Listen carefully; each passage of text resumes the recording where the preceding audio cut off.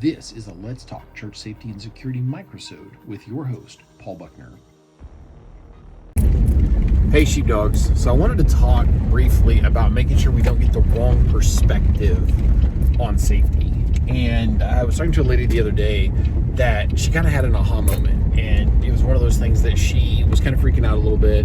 She knows some of my background, and she's like, hey, who would you recommend that I go train with? It's time for me to get a firearm. It's time for me to invest in this training and this information. She's like, I have no hand-to-hand skills. And she had a situation where she had been accosted by a gentleman while she and her friend were on an outing, and the guy was deliberately trying to terrify them. And one thing being another, she and her friend were terrified. He mission accomplished. They called their husbands, who were not far away, and when they did, the man left. And so as we're having this conversation, she's like, who should I train with? I made some suggestions. And then based on where she is geographically, and then she turns around and she's like, I don't like the idea that this place is no longer a safe place. She's like, I don't like the idea that I have to be on my guard everywhere I go here now, that all of a sudden, for the first time in my life, this is no longer a safe place. And I said, I hate to say this, but the kind of safety that you're talking about is an illusion. I said, that kind of safety is literally an illusion. She's like, okay. And I said, so what I mean is, I said, this many years ago, a man and his wife were robbed at gunpoint at the grocery store just down the road from here. And she's like, what? And I said, there are murders here in town, there are sexual assaults here in town. And she's like, oh, okay, I see what you mean. And I said, that kind of safety is an illusion. That the safety that we can run around with our guard down at all times. And I said, but there's a confidence that comes from having trained. And I told her a few stories about situations where I've seen people have aha moments. I've seen women have these aha moments when they know they can protect themselves, or when they know that in a situation like that they can be assertive and say, you need to leave, and we're calling 911, you need to leave. And I gave her some great, I say great, I gave her some suggestions that I think were good, about like carry the non-emergency number in your phone. If you have something that kind of alarms you and you don't think it's an emergency, call the non-emergency number. And I said, but I'm going to tell you that most cops will tell you that they would much rather have come out and check on something that turned out not to be a thing than they would to find out that you got hurt or killed and that you didn't call it in. And I said, that happens a lot. People are like, well, I just didn't want to call in, and I know they're so busy, and then they get hurt, or they leave themselves in a situation that they should have ejected from. I've started using that terminology. Sometimes we inject ourselves into situations that we should not be involved in, and there's times we just need to eject ourselves from that situation. It's just time to pull lever and go. And to use a fighter pilot analogy, it's time to get out of Dodge. And I do that with my wife. That's one of the things, and I'm going to take it aside and come back. As self-defenders, the more skilled we get, the more we need to understand that this blade cuts both ways. The more we need to understand that we have nothing to prove. And I had done a video recently about a situation I found myself in where I was not in the wrong. And at the end of that situation, I realized that there was one thing I could have done different, which is I could have ejected myself from that situation once the troublemaker broke contact.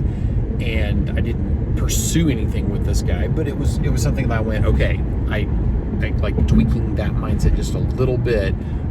Next time, which unfortunately there's going to be a next time in the volatile world that we live in. So coming back,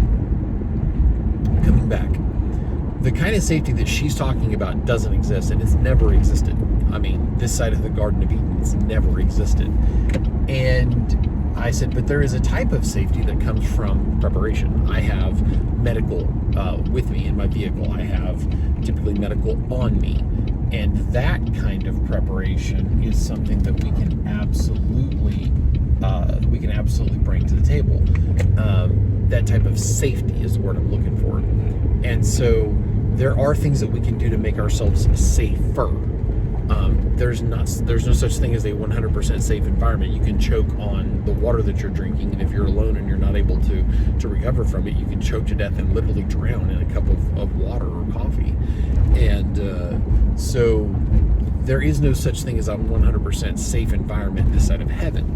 But we can do things that can provide greater safety, good visibility around our home or our business or our church, good lighting, good parking habits, not going to ATMs at 2 o'clock in the morning, not going to stupid places with stupid people and doing stupid things.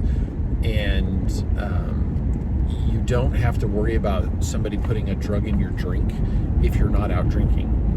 That's just where I'm at on that, is I don't go stupid places with stupid people and do stupid things. And that kind of thing can provide greater personal security, a greater chance of not coming to harm. And I can live a very free life and enjoy that. We can provide that kind of safety within our churches. And we can be very ministry focused and minded within the church safety space, and not lose. We don't have to be this draconian lockstep rah about it. We can definitely be ministry focused. We should be ministry focused. We're called to be ministry focused. But at the end of the day, we also have to be aware that the days are evil, that the time is short, that we are to be aware that there can be dangers. And follow me in this. And this is an easy thing to fall into, where people will say, well, I don't need to lock my vehicle, Paul, because nothing bad has ever happened here. Little simple basic things. And I know I'm preaching to the choir when I say this, but it's really easy for people to have the wrong mindset of safety. Like literally the way we as church safety volunteers, the way that we are going to look at safety and define safety is going to be different than someone defines safety who is not within that sphere. They're going to, well, I'm safe because nothing bad could happen here. And the way that we think about it is we've reduced the risk and we've prepared for threats, whether it be a medical emergency, fire, violence. We've prepared for, storms. We've prepared for threats in such a way as to make ourselves safer and mitigate the consequences of those dangers. So if we get the wrong idea of what safety is, which the vast majority of our nation, of the general public, has that wrong idea, we can think that there's a 0% chance that something will happen here because it's never happened here, and that is a normalcy bias, and that is a farce. It's not factual. It's baloney.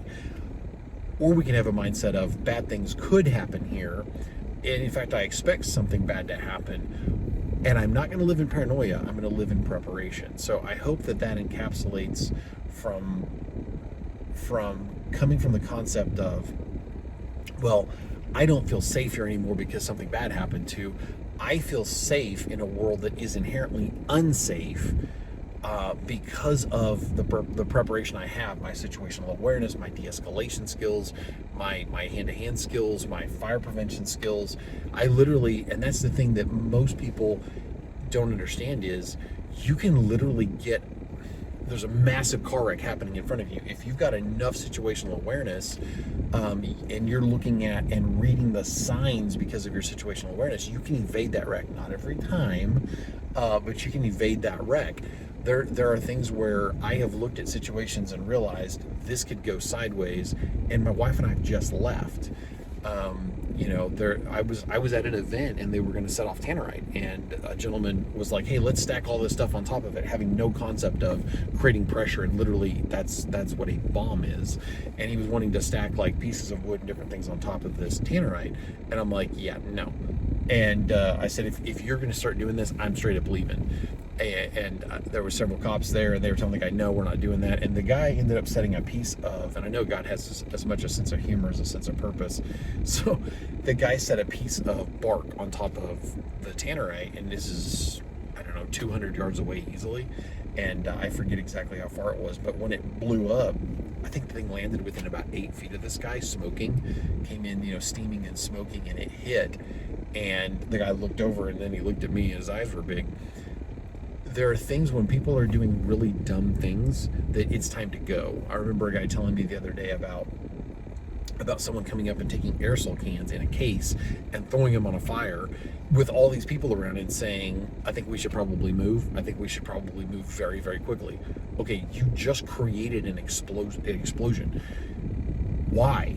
If you're going to do something like that, set it at a distance with a minimum safe distance. And if you're going to do anything like that, create an environment that mitigates or eliminates risk.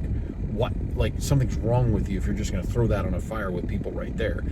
And so that is an inherently unsafe person to be around. Be careful. So anyway, somewhere in there is a thought. If you enjoyed this microsode, check out the video and audio versions of the Let's Talk Church Safety and Security podcast.